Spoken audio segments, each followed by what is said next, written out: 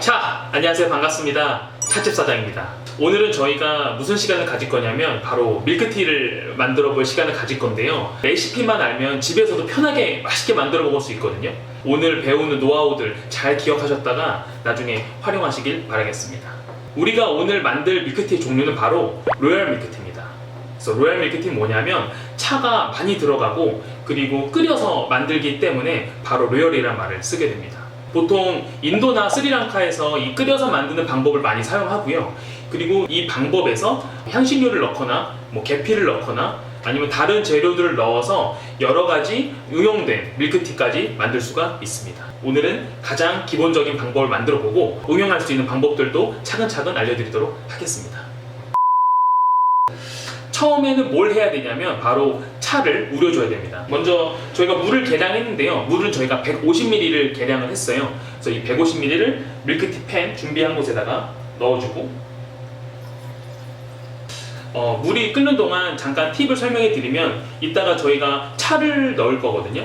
그래서 아쌈 티들을 2가지를 준비했어요. 근데 이 티를 그대로 넣게 되면 나중에 걸러야 되는 번거로움이 있거든요. 그래서 다시 티백에다가 차를 미리 준비해 놓으면 이물질도 안 생기고요. 그리고 나중에 건져낼 때도 편하고 아주 유용하게 사용할 수가 있습니다. 아쌈 차 2종류를 블렌딩해서 이 다시 티백에 넣었고요. 이 다시 티백을 끓는 물에 넣어주면 됩니다. 불을 끄고 그리고 차가 잘 우러날 수 있게 적셔줘야 돼요. 그래서 이런 집게 같은 걸로 잘 눌러주고 시간 타이머를 3분 맞추도록 하겠습니다. 저는 이 밀크티를 만들려고 2가지 종류의 차를 썼거든요.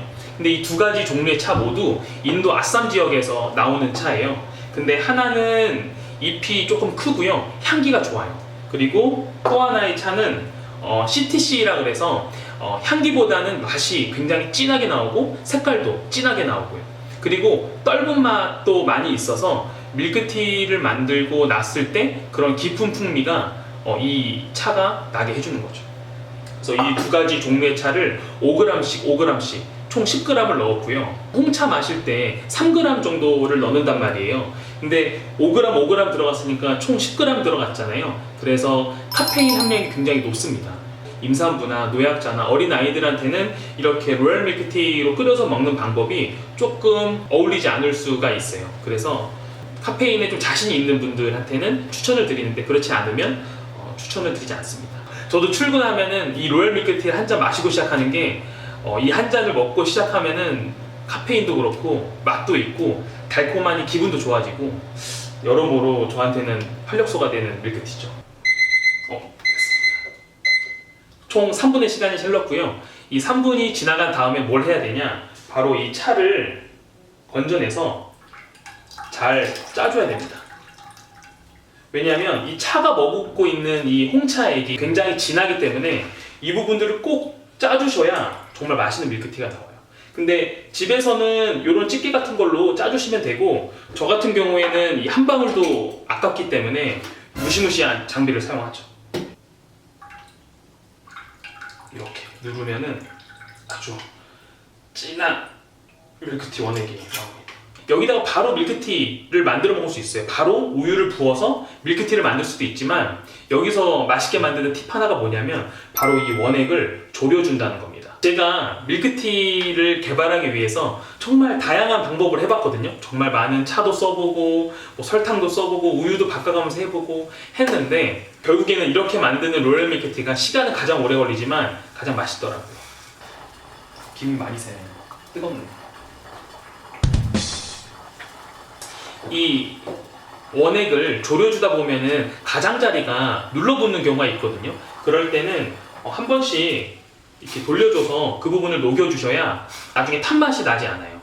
아까 전에 물을 150ml 정도 넣었잖아요. 그래서 어느 정도 졸여야 되냐 이거에 대해서 궁금하신 분들이 있을 텐데 처음에 150ml였는데 나중에 졸이고 나서는 50ml 정도가 되게끔 줄여주시면 됩니다. 그래서 얼추 50ml 정도가 된 것 같거든요. 이 상태에서 불을 꺼줍니다.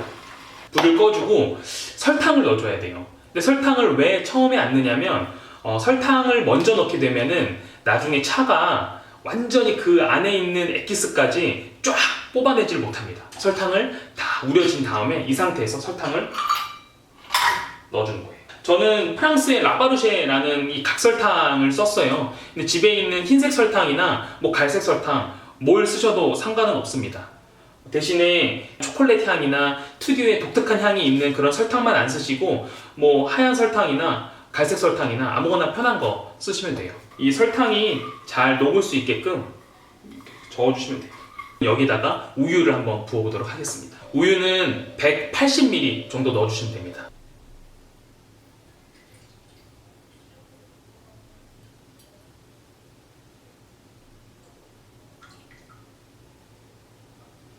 이 우유를 부은 다음에 다시 불을 켜주면 됩니다. 이제 이 우유가 끓으면은 밀크티가 완성된 거예요. 뭐 시간은 조금 오래 걸렸지만 만드는 방법 같은 경우에는 굉장히 간단하니까 집에서도 편하게 만드실 수 있어요. 그리고 우유를 못 써야 되는지 궁금하신 분들이 있는데 이 세 가지만 아니면 돼요. 첫 번째, 저지방. 그리고 두 번째, 무지방. 그리고 세 번째, 저온 살균 우유.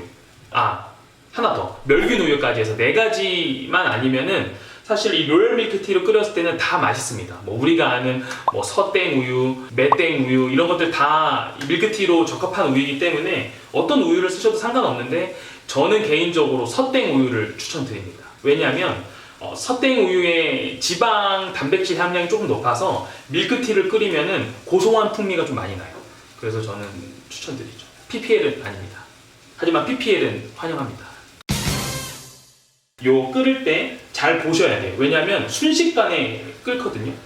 이 가장자리가 끓고 있을 때 주의 깊게 보셔야 됩니다. 순식간에 확 끌어올리면 바로 꺼줘야 돼요.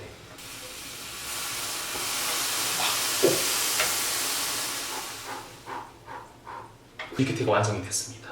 그래서 요거를 잔에 한번 따라 보도록 하겠습니다.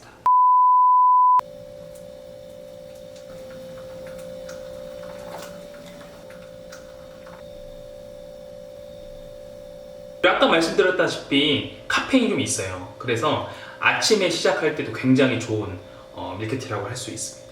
이 로열 밀크티를 만든 시간은 여기서 마무리하도록 하고요. 이 다음에 냉침하는 밀크티, 그리고 밀크티 베이스 만드는 거, 그리고 로열 밀크티를 활용한 다양한 방법들도 소개하도록 하겠습니다. 이상 찻집 사장이었습니다. 진짜 맛있다.